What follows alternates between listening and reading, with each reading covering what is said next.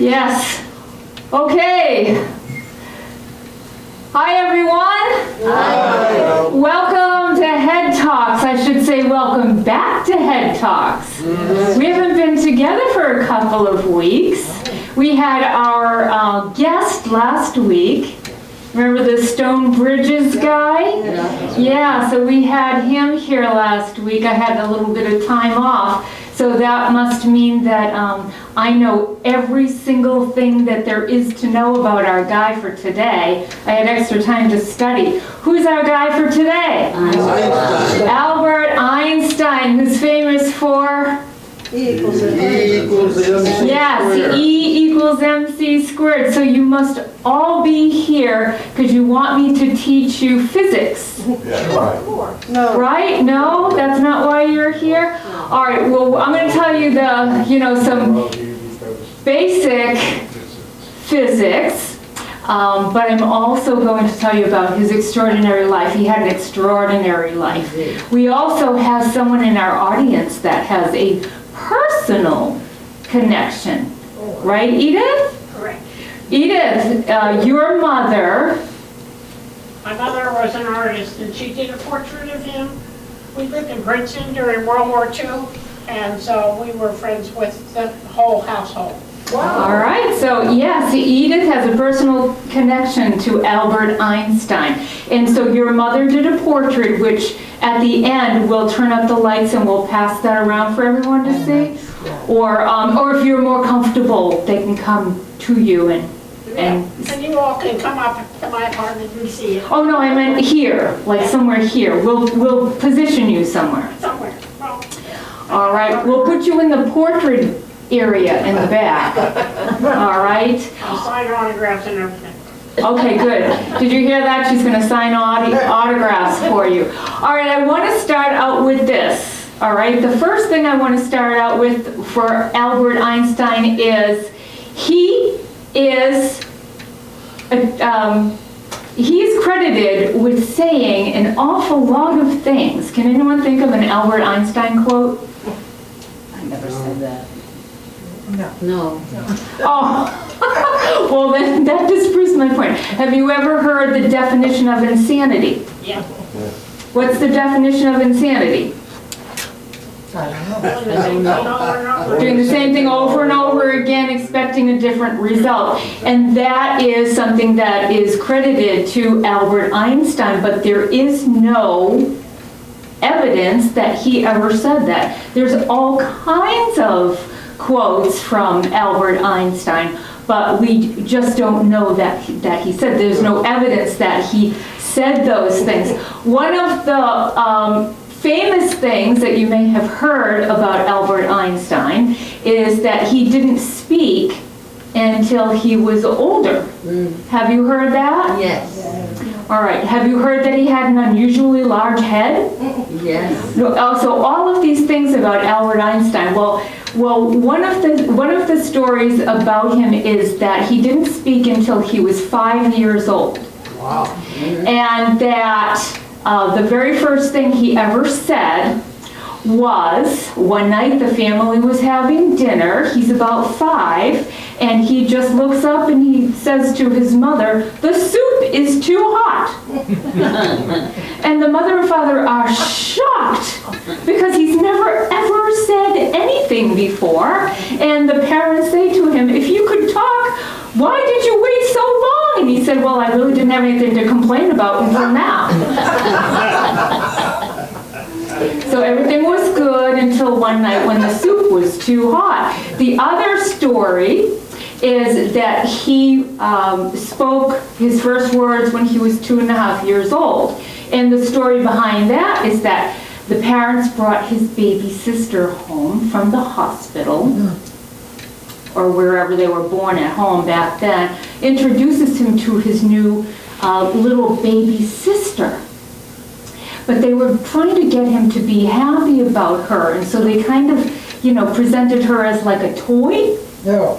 This is somebody you can play with. And he looks her over and he says to his parents, and these are his first words supposedly, "Where's its wheels?" Where's what? Wheels, it's wheels. If it's a toy, where's its wheels? Yeah. All right, so now we honestly don't, we don't know what his first words were. We don't know. It is true that he spoke later, but we don't know when that was, and we certainly don't know if it was about soup or if it was about his baby sister. So what I'm going to try to do, I don't have any Albert Einstein quotes. I'm going to try to stick with what I can verify. All right, so we do know that he was born in Germany, March 14th, 1879. We do know that these are his parents. There's Herman and there's Pauline, his mother. It is said of Herman, the father, that he was more of like a daydreamer, that he was not he wasn't the predominant one at home. He was into his work and he allowed his wife to run the house. And so Pauline she was a very strong personality in the home. Herman, interestingly enough, was an engineer and salesperson. He went into business with his brother, and they were into electric lights. Now, you remember the last scientist we talked about, right? Edison and Tesla.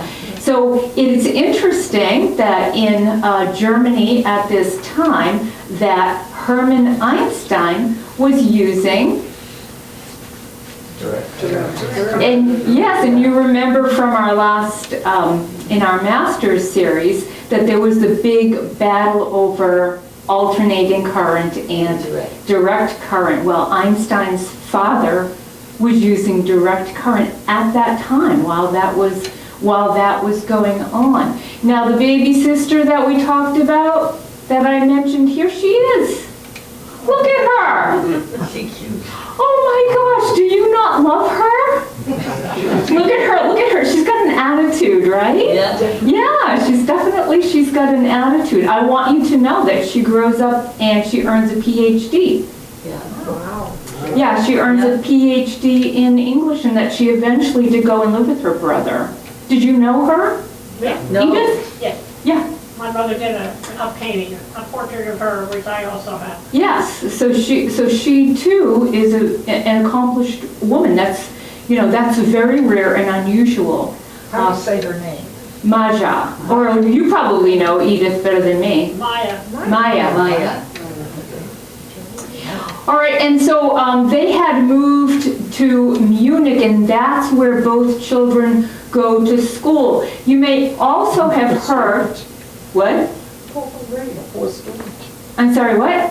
No, I'm just reading a fourth student. Yeah, so you may have heard, look at him too, like can't you tell that's Albert Einstein? Has the same eyes. Does he have, yeah, he has the same, like you can totally see. Eyes are definitely Einstein. Yeah, you can see, even though he's just a little guy right here, you can see that that's Albert Einstein. And you've probably heard that he was a poor student. Yes. Right? That's another thing that's often said about him. Well, that is really not true. He was a poor student in subjects that bored him. Yeah. But he was a good student if something was interesting to him. All right? So he didn't bother. He had no use for things that were not interesting to him, and he just didn't pay any attention to that. So he may not have had good grades, but it was because he excelled in the areas where he had an interest. He was very interested from the age of 5. He was very interested in the forces of the universe, the forces of the universe. His father, I read another place it was his uncle, but either way, when he was 5 years old, he received as a gift a compass. And it said about him that he studied it and studied it and studied it. It fascinated him. It absolutely fascinated him. And so this was the spark that sends him off on trying to understand the forces of the universe. His mother, so if his father gave him this, Do you know what his mother gave him? A doll? The love of music. Oh, The love of music. Yes, so he played the violin. I didn't know he played the violin. Yeah, he played the violin. He was very good at it. Apparently it was like a chick magnet in those days. He would play the violin and the ladies would come and listen. Yeah. You were thinking of other chickens, weren't you? Oh, really? He would play the violin at ladies' tea and things like that, and he would get a lot of attention. For it. Women were very interesting to him too. So science, music, and women, those were his areas of interest. He was also, and this is really interesting, he was a very staunch, adamant pacifist. And the reason why that is interesting is because it is war that permeates his life and makes decisions for him. It's war that gives him his course, the course that he pursues in his life. War could make or break him. And it was predominant in his life, but he was a very, very staunch pacifist. Okay, so at the age of 17, we know where he went to school, right? Yes, he went to the Polytechnic School. He didn't get in the first time around, he got in the second time around. But once he did, he continued on with his pattern of behavior. He skipped the classes that he really didn't find anything interesting in, and he excelled at the classes that he was interested in. All right, so he didn't exactly do very well in school. I don't think any of his professors at the time would have thought, oh, this guy's really going to go places, because he knew what he was interested in, and he just could eliminate everything else, and he was single-minded and focused. He was also single-minded and focused when he came to his relationship. Do you know who this is? Is that his first wife? That's his first wife, Mileva. Mileva is absolutely fascinating in her own right. He meets her at the Polytechnic School. Why is she there? She's a scientist. She's earning her PhD in physics. Yeah, she's a scientist. She is a scientist. She's a brilliant, brilliant woman. All right? So you can imagine that they're very much attracted to one another, and they get together, and he wants to marry her, except, remember Pauline? She didn't approve. Pauline did not approve. Oh, gosh. She was beneath his station in life. She was from Serbia, that means she's a foreigner. All right, she's going to bring him down. Pauline was totally 100% against him being with Mileva. But you know what happens when you tell young people that they can't do something? They do it. They do it even quicker. Exactly. Oh, do you think that made the relationship stronger? Yes. Yeah, it's kind of the old, Romeo and Juliet syndrome that they had. So they were together, couldn't get married, madly in love. And do you know what ultimately happened? She got pregnant. She got pregnant. She got pregnant. Now, in that time, in the late 1800s, You weren't supposed to do that. you were not supposed to do that. What would have become of their reputation, both of them? Well, Toilet. down, Yes. down the toilet. Yeah. Why couldn't they get married? Just because The mother was against it, and the father, who allowed the mother to run the house, right? So the father kind of just stepped back. All right, she's totally 100% against them being together. She really, really put her foot down on it, about it. But so they had to kind of sneak around together. And when she becomes pregnant, Albert and she have to separate. She has to go home to her own family. And her reputation is going to be what? Down the tubes. Down the tubes, right? So we don't find this out until much, much later, all right? There are letters between them, the love letters between Mileva and Albert, and this is when we find out that she had that baby, that they had a baby girl, all right? Her name was Liesel. They have a baby girl named Liesel, and then all information about her ceases completely when the baby is 2 years old. Don't know what happened to her, don't know if she was adopted, don't know if she passed away from, there's all kinds of infant illnesses. So they suffer this. They suffer whatever they were suffering, and they're separated at the time. Albert Einstein never ever got to meet Liesel. He never got to meet his little girl. Oh, It is a shame. It is a shame. blank in his life. Yes, yes, and nobody knows. There's just simply no record of her beyond the age of 2. We don't know what happened to her after the age of 2, and we only find out about the daughter from the letters that are released long after.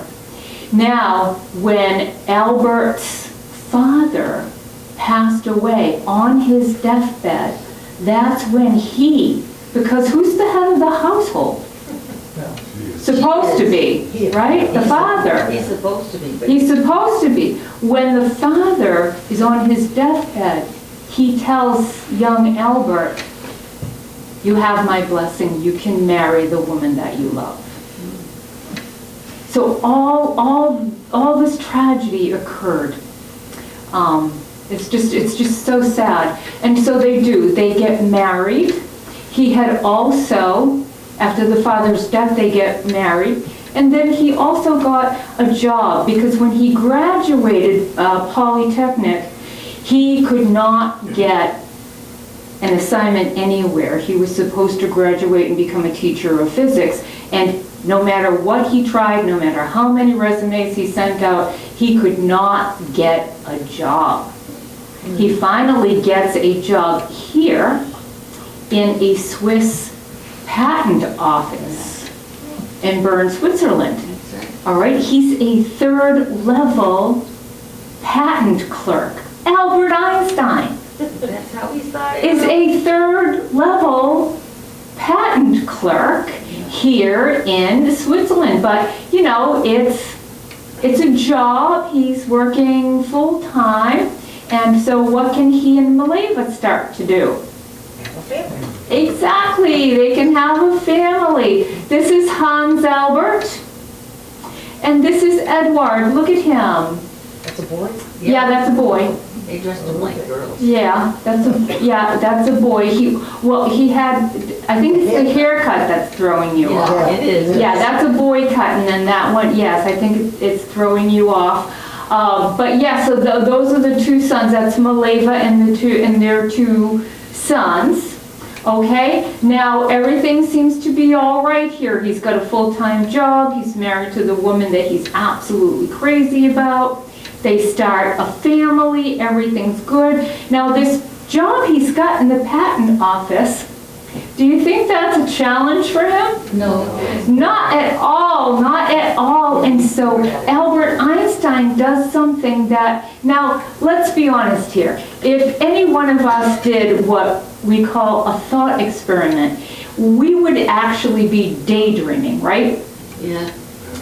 But if you're Albert Einstein, it's not called daydreaming, it's called what? Thought experiment. Thought experiments. Yes, he's doing thought experiments, but you have to hand it to him because he's thinking things nobody else would think. For example, famously, he is on a bus driving away from this famous clock tower there, and while the bus is traveling away, he happens to look back at the clock, and what Albert Einstein is thinking is, geez, I wonder what would happen to time if I were riding on a beam of light. Yeah. Now, you all have thoughts like that every day, I'm sure, right? Yeah, yeah. That one didn't cross my mind. That one hasn't popped in your head yet? So, yeah, so that's a thought that he is having, and all of these thoughts where he can just let his mind go. Of course, working in the patent office, that is not challenging him in any way. No. He has plenty of time to do, you know, what we're calling thought experiments, and then later on he says, oh, he's had so many happy thoughts, these thoughts that are making him happy. Now, the happiest, someone asked him, well, what was your happiest thought? All right, and he had an answer for that. See how they have Einstein as an elderly guy? He was a young man. He was like 24 years old when but he's always depicted as the crazy-haired guy. All right, so his happiest thought, he answers, is when he was doing a thought experiment of a man falling off the top of a building. Oh, gee. That's a happy thought. That's a happy thought. It was a happy thought. But I'm going to let a well-known physicist explain why that was a happy thought. Oh, Was sitting in the patent office, and he had what he later in life called the happiest thought of his life.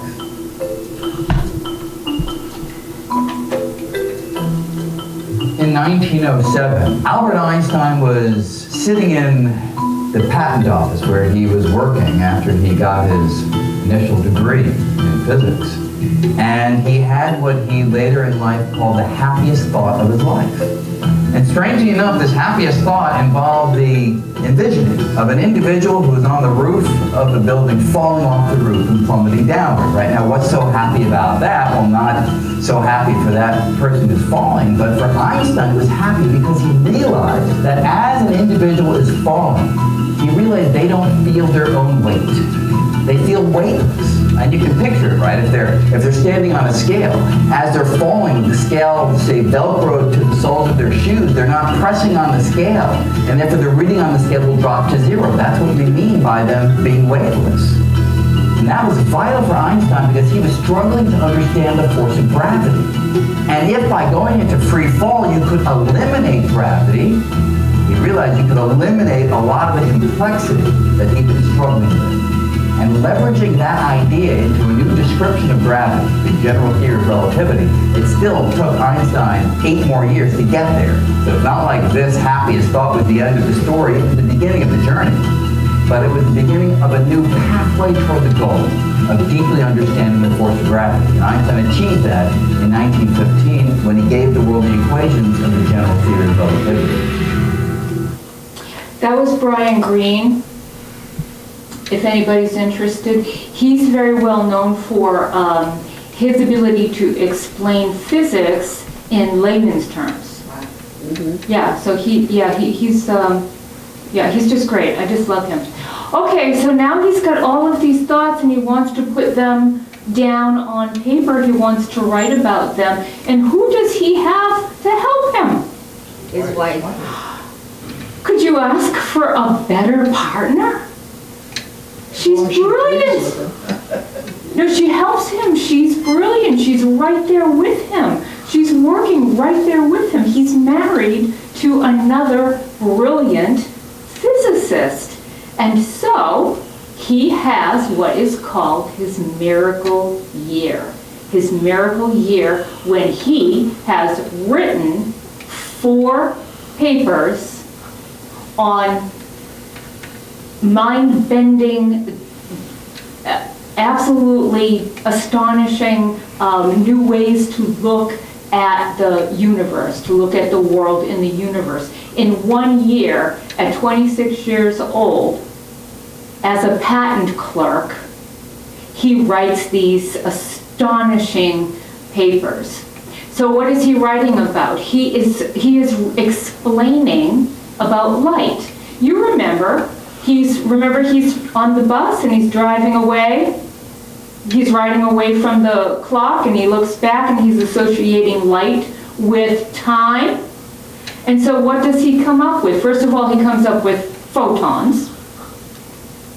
All right, but doesn't he also say that time slows down the closer you get to the speed of light? All right, so if you can travel at the speed of light, what happens to time? Yeah, it slows down. It slows down. The speed of light, that had been already known, but he was extending and expanding our understanding of light and what light is. All right, so the speed of light, what is the speed of light? Does anybody know? 186,000 miles per hour. Isn't that astounding?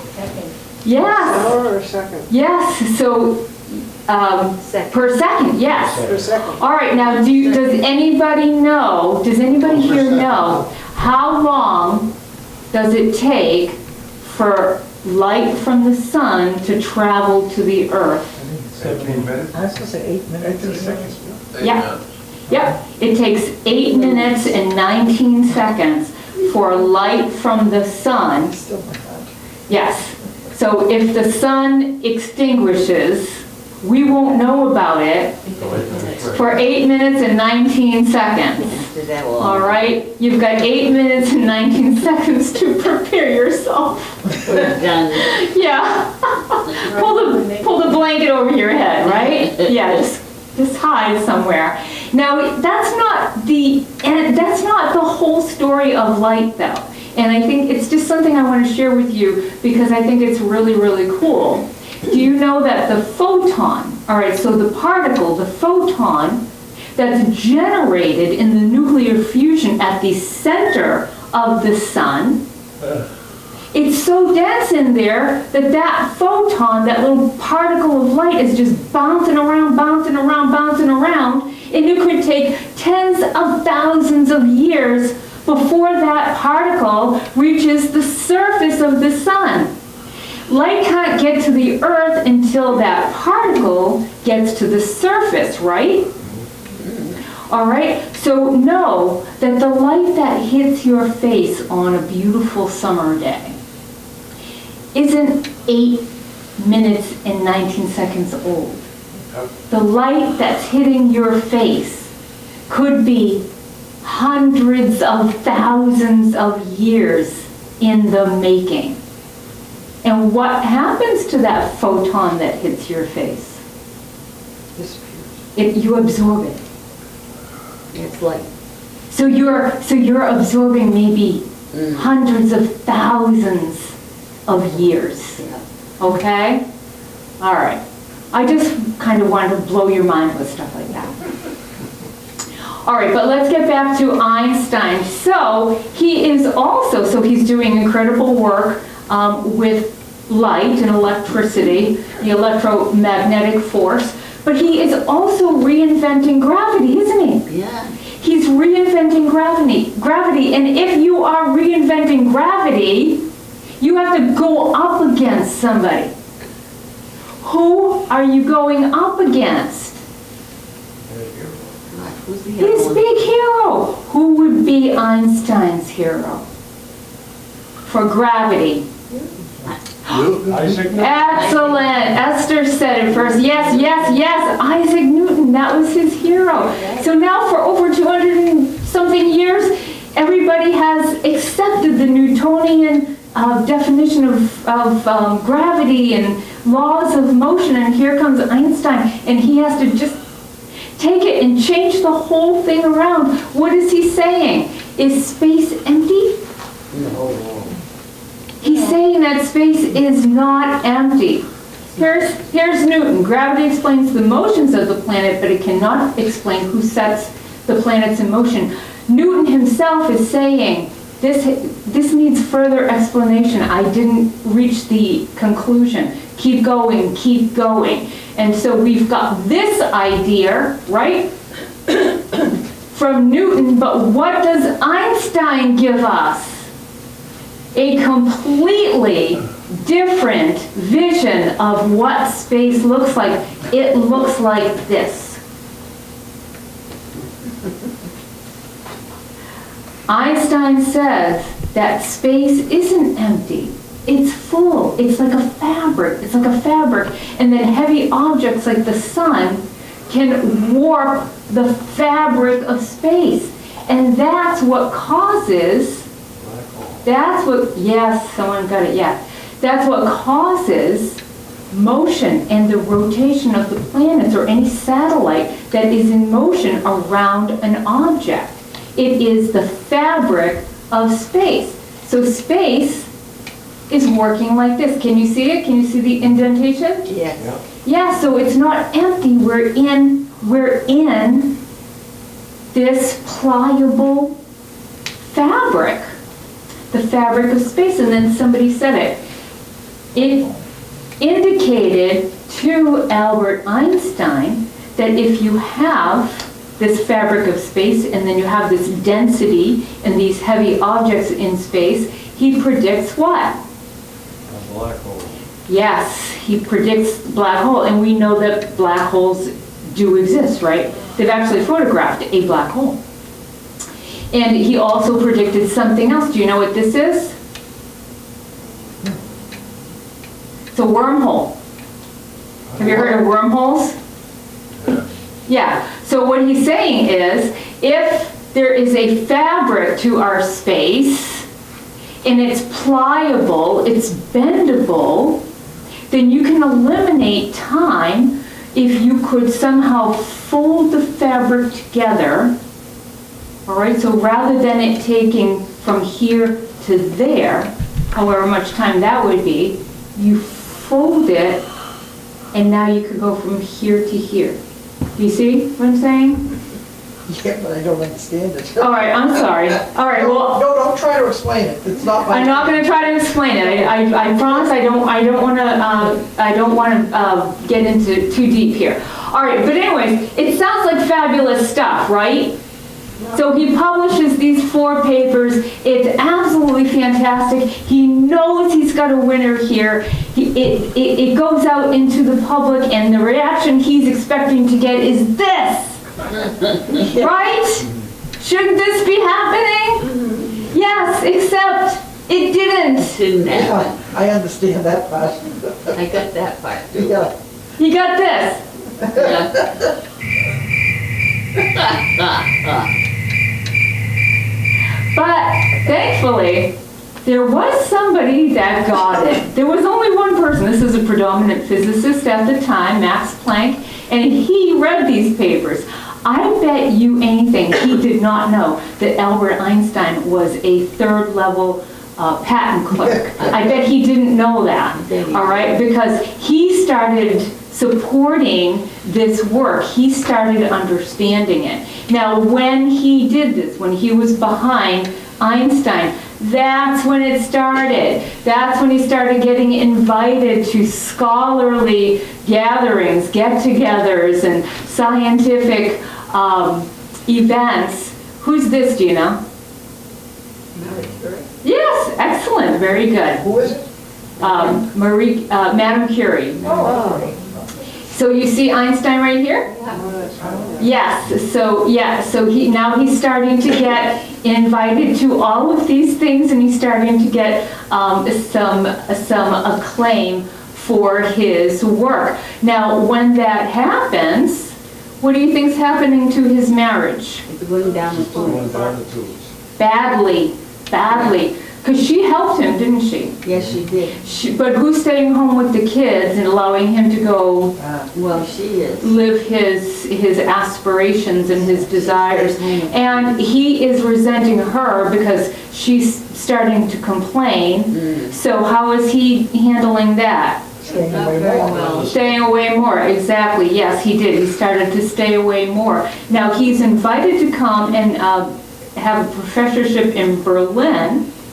All right, and again, there's Max Planck. All right, so he's invited to do that, and when he's in Berlin, he meets up with his cousin, Elsa. Elsa, she's there, and so they kind of reconnect. This was a childhood friend of his. It's his first cousin. So they kind of reconnect, and what do you think happens? Well, they had an affair. Yeah, they had an With his affair. cousin? Yeah, with his cousin, yeah, The first cousin, too. yeah. And so, No, she was not an academic, right? She was what you would think of in those days as a more traditional, she would play the role of a more traditional kind of a wife, and his marriage to Mileva was just completely falling apart. And so he is asking Mileva for a divorce. All right, now you know they've got the 2 boys. yeah. Yes. See, Edward looks like a little boy now, right? Yeah. Yes. Yep. So he says to Mileva that if you give me a divorce, because she needs to survive with the 2 little boys, Yeah. right? If you give me a divorce, I'm very sure, this is a gamble he's taking, I'm very sure that I will win a Nobel Prize and I will give you the money. If you give me a divorce, this is a risk she's taking, Yeah, all right, because he doesn't have it yet. no. He doesn't have it yet. So she must have enough confidence in him because she accepts the deal. She takes the deal. So she gives him a divorce. She takes the boys and they go to Switzerland. He stays in Berlin. And a few months later, after the divorce is final, he marries Elsa. But thankfully for Mileva, he does win. And he wins for his paper, for his work on light. All right, but the thing that's really on his mind is this, the fabric of space. Yeah. Okay, space-time. That's what's really on his mind. But he cannot prove it, can he? He can't prove it. How do you prove something like that? Not yet. Not yet. Not yet. How do you prove something like that? So he's looking for the proof. How can I prove it? And then somebody comes up with the idea, you can prove it if you can photograph a total eclipse of the sun, because I have a little clip that's going to explain it to you. All right? But he needs someone in astronomy to photograph an eclipse of the sun so he can prove that the light from stars are bending, all right? So the sun is warping, light goes in a straight line, right? Unless it hits something, and then it has to go around it. That's what he has to prove. So he finds this guy. All right, he finds this guy, and this guy is, he's an astronomer, and he's kind of low level. He wants to make a name for himself, so he thinks, all right, I'll take this on. So Erwin, he's German, he's from Germany, he decides he's going to do it, and then there's an American, Campbell is his name, and he's got a little more clout to his name, and he's got some pretty good equipment. So both of these men decide they're going to get together and they're going to photograph the eclipse. All right, so one of them, they have to go to Russia. One of them goes to Crimea and the other one goes to Kyiv, and they're setting up and they're ready to film the eclipse when something happens. Something terrible happens. Yes. So here's a German and an American, right? They're in Kyiv and in Crimea. Okay, so the Russians come and they come across Erwin, who's a German, right? Erwin has no idea that his country is now in war against the Russians. He doesn't know. No idea. He doesn't know. So he's taken as a prisoner of war, and his equipment is confiscated. Campbell, he's an American. They're not in the war yet. All right? Yeah. So he's allowed to go free, but they confiscate his equipment. All right? Because, he could be a spy. You never know. So they confiscate his equipment. Now, we don't have the proof. We don't have the evidence. But you'll never believe what happened next. You're not going to believe this. What happens next is, from that failure, Albert Einstein realizes he made a mistake. He made a mistake in the calculations. If that had been successful, what would have happened to the theory of general relativity? I wouldn't have thought of it. It would have been disavowed, it would have been disproven, it would be dead on arrival. Yeah. Do you believe that? He had made a miscalculation, and if that didn't happen, he would have been done, washed up, it would have been all over. He recalculates, he's got it right, he's very sure of it, and so now he's got to wait, but he has another chance. So let's take a look.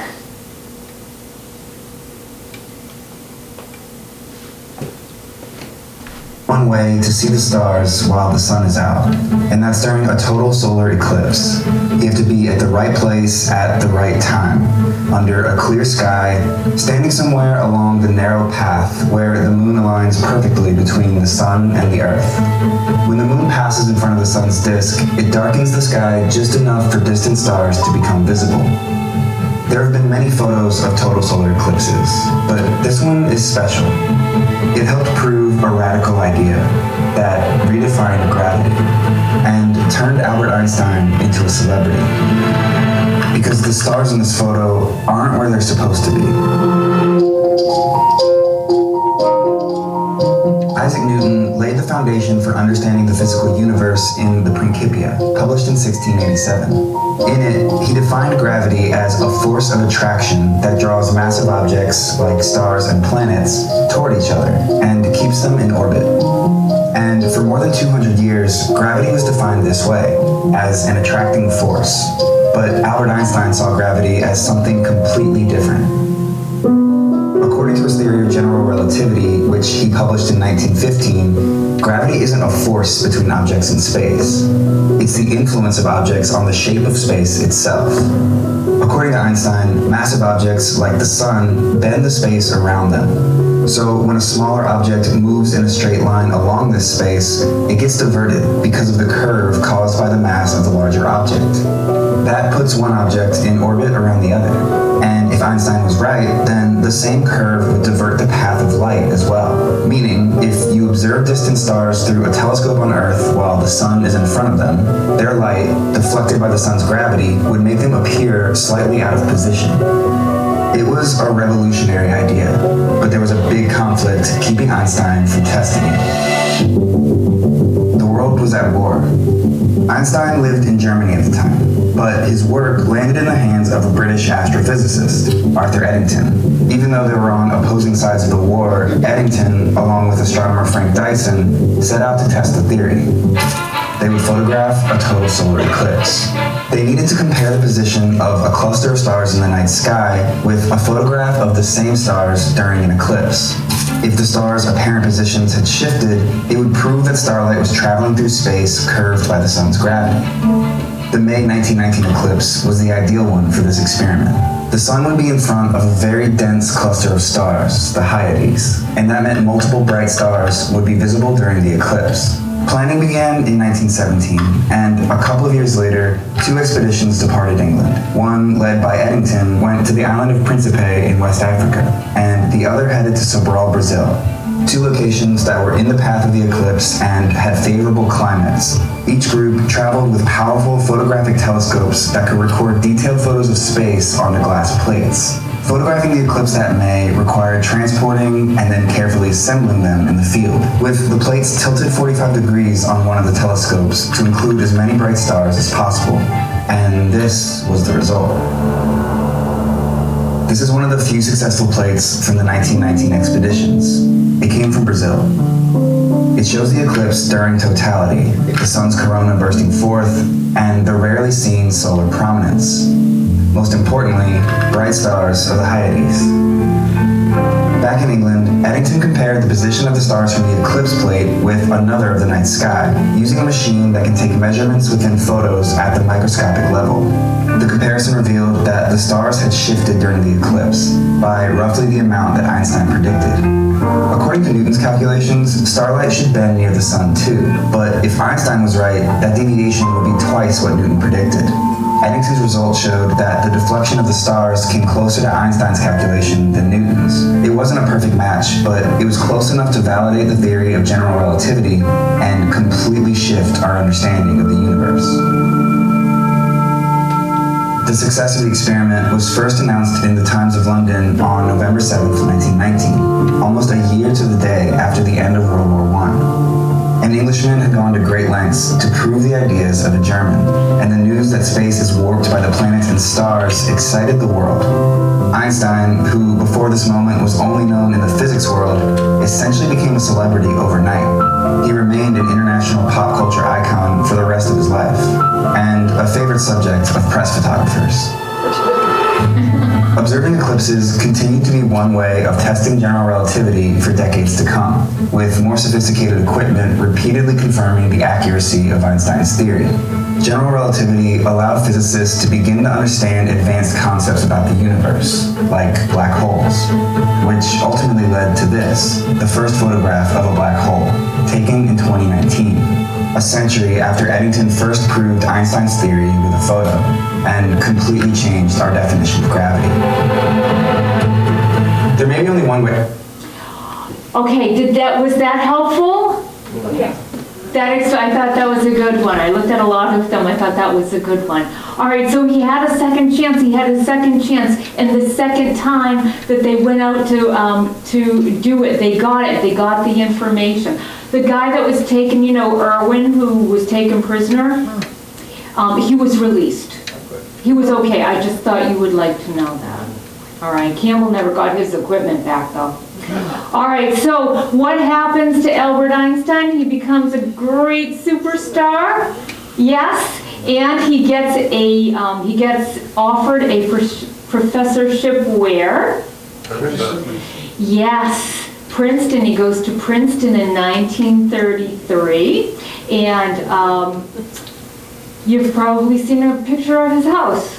Have you seen a picture of his house? No, that's Princeton. But what I'm asking you, have you ever seen his house? No. Oh, I thought you were going to say yes, and then I was going to say, but at least I can show you, you've probably never seen a picture of his slippers. Because I have both. I like the slippers. There's his house, and there's his fuzzy slippers that he likes to wear. Now, what? Yeah, it is. It's a nice house. So you live near there, Edith, correct? It was one end of Princeton, and I lived at the other end of Nassau Street, so it was a long walk, because if I didn't know the phone number, the operator wouldn't tell me. If I wanted to find my mother, I had to walk all the way across town. Oh, gee. Now, where was that house located? 112 Mercer Street. In what town? New Jersey. In New Jersey. Princeton, yeah. And he was not at the university, he was at the Institute of Advanced Study. Yeah, yes, in fact, yep, we'll get there. Okay, so now in 1936, so they were only there for 3 years, Elsa passed away. Oh. Yeah, they were only there for just a few years. Now, but what else is happening? What's happening in Europe? Well, we got Hitler. Yeah, things are getting very, very dangerous.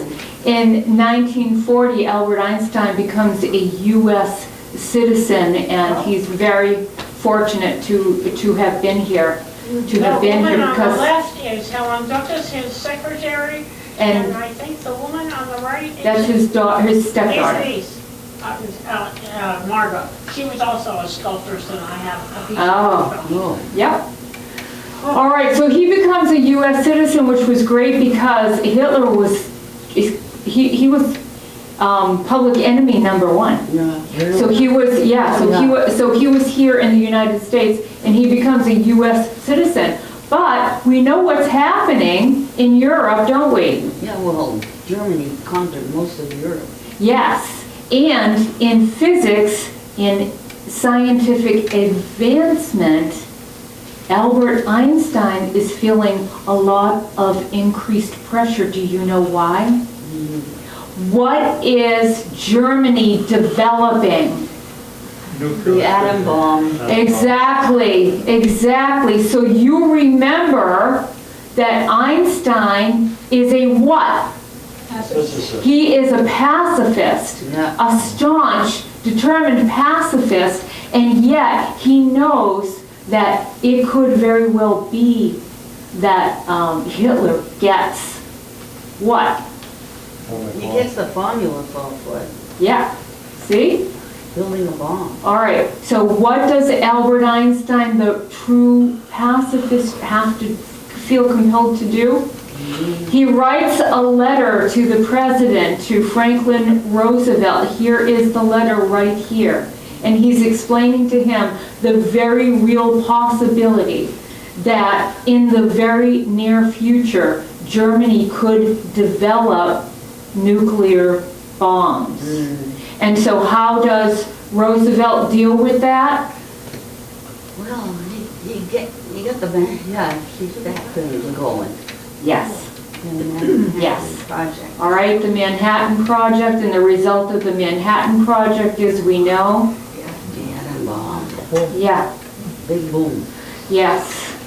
So here is, can you imagine this man who is so deeply, deeply dedicated to peace, so opposed to war, but he is the one He triggered the whole thing. who, yeah, he didn't actually work on the atom bomb, he didn't work on it himself, but by writing that letter to Roosevelt, the Manhattan Project was put into effect. So he needs to change his course, right? He needs to go on, he has to move past this. It is something that bothered him the whole rest of his life. And so for the rest of his life, he wants to work on what is called unified field theory. Yeah. So he wants to take all of these forces and have them come together under one explanation, one thing, to unify the forces. And we have four forces. We have the weak and the strong nuclear force. We have the electromagnetic force, and then we have gravity. And Einstein worked for decades on bringing it all together and having it explained in one thing, in one beautiful little equation, in the way that he did E equals mc squared. He didn't do it in his lifetime. But we do have something right now called string theory. Yeah. And string theory is still, in physics, the best bet for unified theory, or it's also called the theory of everything, a theory of everything. And what string theory says is that the very tiniest piece of a subatomic particle is a little fiber or string. A little fiber or string, and that every single thing, matter, energy, it's all made up out of these strings, and that this, if they can prove this, if they can show this, then that would be the basis of the theory of everything, which was Einstein's dream. It was his dream. That's what he wanted to leave. But it hasn't been yet. They're still working on it. I will let you know the second I hear. All right? Did you know that after World War II, Albert Einstein was offered the presidency of Israel? No, I didn't know that. He was. The Israeli embassy, all right, approached him and offered him the presidency after the first Israeli president had passed away. And he said no. And do you know why he said no? The reason that, well, it's right here, right? Yes. Oh. He doesn't really have any experience in how to deal properly with people. It's basically, I don't like people. I don't think I want the job. But it was. Yes, But he was offered, they offered him, here it is, here's the letter. Yeah. Here's the letter from the embassy offering him the presidency of Israel. Isn't that cool? No, I didn't realize that. Yeah, very, very, very cool. Then, later in the early 1950s, his son, remember Hans Albert, the older boy? Yeah. Yeah, Hans Albert came to the United States. He is an engineer and he taught engineering. So he was able to come to the United States. There was a strained relationship between Hans Albert and his father. Well, you can imagine why. And then very, very, very sadly, you remember Edward? Yeah. He died. Well, they all died. But Edward was diagnosed with schizophrenia. Oh, shit. And you know that at that time, the treatment was worse mostly than the treatment. Yeah, treatment for mental illness in those days was often caused more harm than good. Edward spent most of his adult life in institutions, sadly. Yes, sadly. What happened to the first wife? Maleva, Yeah, He died too. well, they all died. I know. I mean, they eventually all died. We all will. Yes, yeah. I think she died of a, I'm being facetious. yeah, I'm not, she just died of natural causes. Yeah. All right, so, If this son died, I'd take cut. yeah, I saw his grave. I saw his gravestone, some pictures of it, yeah. Yes. All right, so Albert Einstein, he died in April of 1955. He was 76 years old. And do you know that the doctors offered him an operation that could possibly save his life? But you know what he said? He said, just let nature take its course. He was like, nah, you know, it's my time to go, it's my time to go. So he passes away at the age of 76, and he doesn't have a tombstone. Do you know why? He was cremated. He was cremated, and he asked that his ashes be spread. And do you know where his ashes were spread? No. I have no idea. Ocean? Oh. On the grounds, yes, on the grounds of Princeton Institute for Advanced Studies. Yes, that's where his ashes are spread, which is completely appropriate. Just completely and totally appropriate. And now, you know how I like to always end on a happy note? Yeah. I always love to end happily. Well, I do want to share this little piece with you. Time magazine, as we were about to turn the page on the 1900s, scoured the entire century for the most interesting and intriguing person of those 100 years.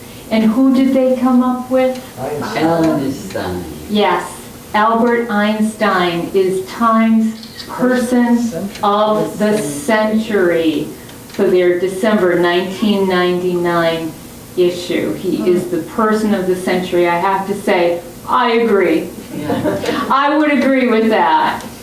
Okay, now I have to just share with you very quickly that this was going to be the end of our Masters in Science and our whole Masters series. But a few people, oddly 5 people, independent of each other, approached me and asked me if I would do human evolution. Isn't that weird? Yeah. Like they didn't know, unless they're playing a trick on me, but I think they didn't know, one did not know the other one had approached me. And so I thought, what a beautiful way to segue into that if I just keep going one more time with a Master in Science and I talk about this guy. Yeah. I'll break that. All right? Good And one. then if I go from him, I can just jump right into human evolution. Does that make sense? That makes sense. All right, I thought that would be a very nice segue. So we're going to extend our master series one more week. Next week I will do Charles Darwin, and then we will go into what science has to say about human evolution. You guys do not make this easy for me at all, do you? All right, but you know what? I'm up for the challenge. Yes, you are. I'm up for the challenge. I think I can do this. All right, so thank you so much for coming and tolerating all the stuff that happened at the beginning. And I will see you next week with Charles. Me and Charles will be here next week. All right, thank you.